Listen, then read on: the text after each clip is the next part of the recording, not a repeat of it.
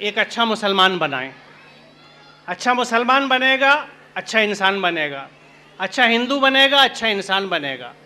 जब आदमी अपने मज़हब को भी ठीक से नहीं समझ सकता तो वो फिर इंसानियत को भी नहीं समझ सकता।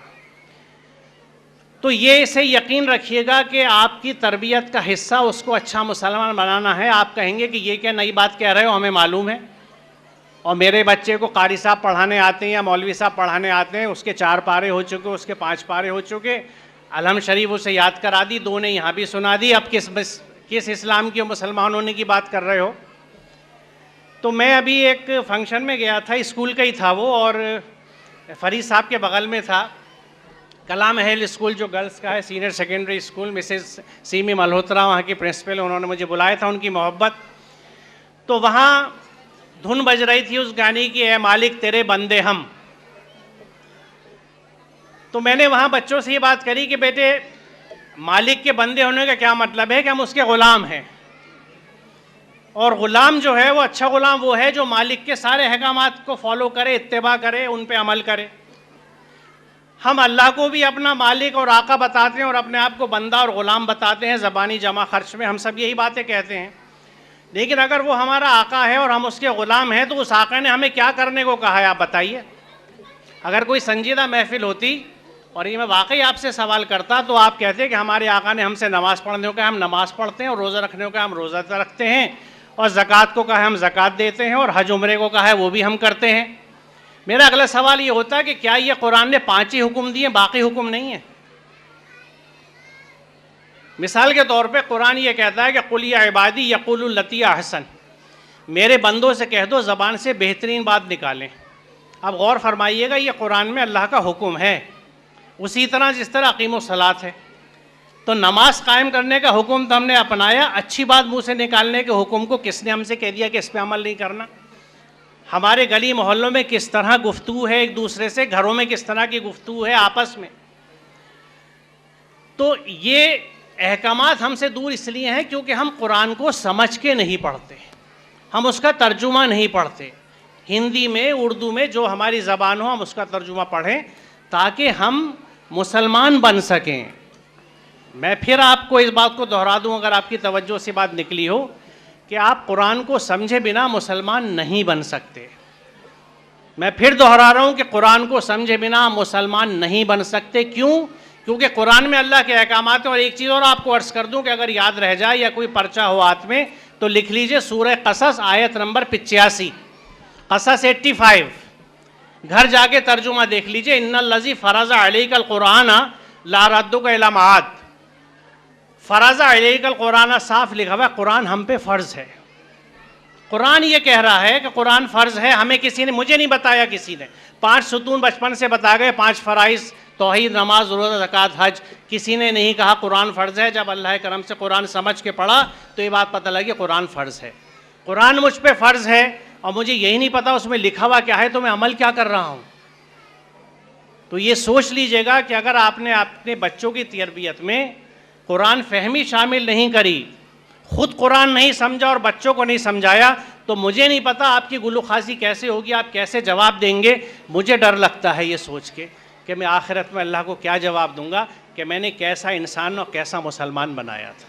तो मेरी आपसे गुजारिश है कि बच्चों की तरबियत में कुरान समझाने का सिलसिला ज़रूर रखिएगा, अपने घर में भी रखिए। मुझे मालूम है आप लोगों की ज़िंदगी बहुत मसरूफ़ है, लेकिन थोड़ा सा वक्त निकालिए घर में तर्जुमे से कुरान ख़ुद पढ़ने का, समझने का, बच्चों को समझाने का। बहुत शुक्रिया आपका, आपने मुझे मौका दिया यहाँ आने का। अस्सलाम वालेकुम।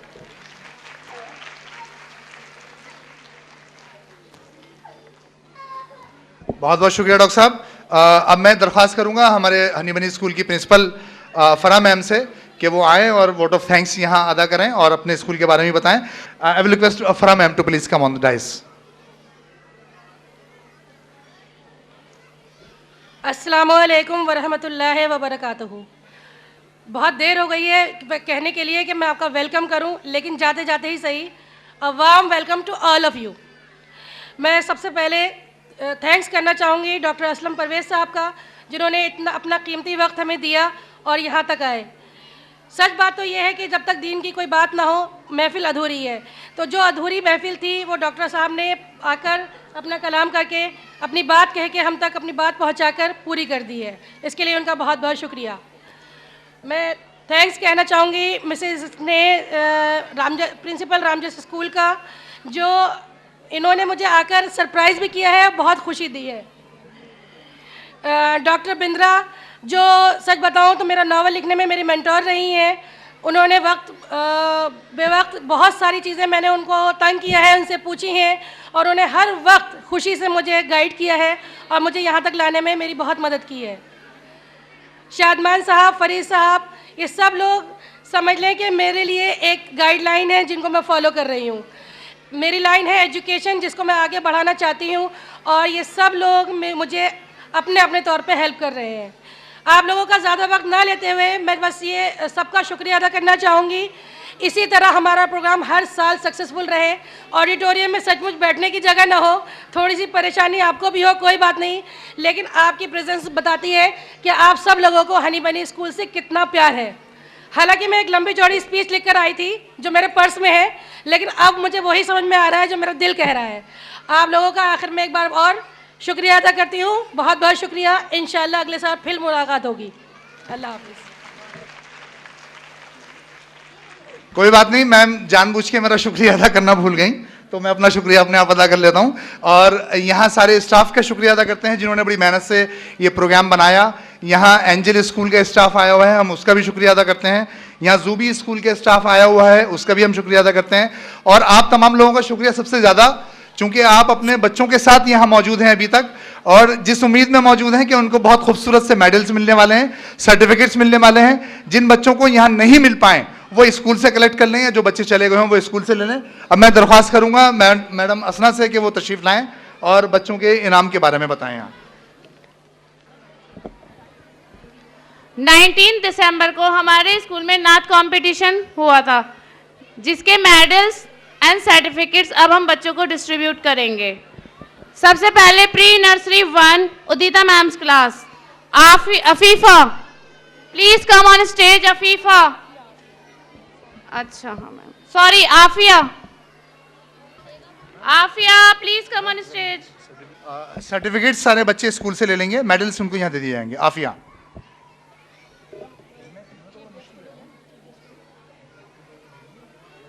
Sir please. I will request Dr. Aslam Parvez to please ji encourage the children. Yeah.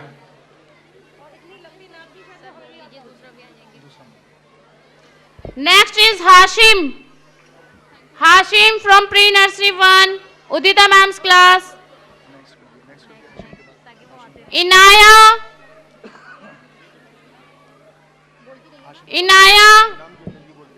Anusha. Hashim. Please give them a big hand of applause.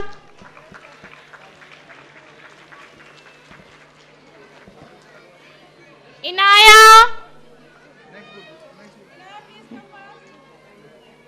Anusha.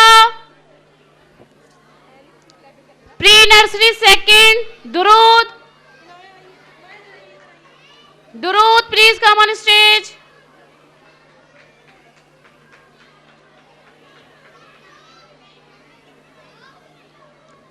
Haseeb.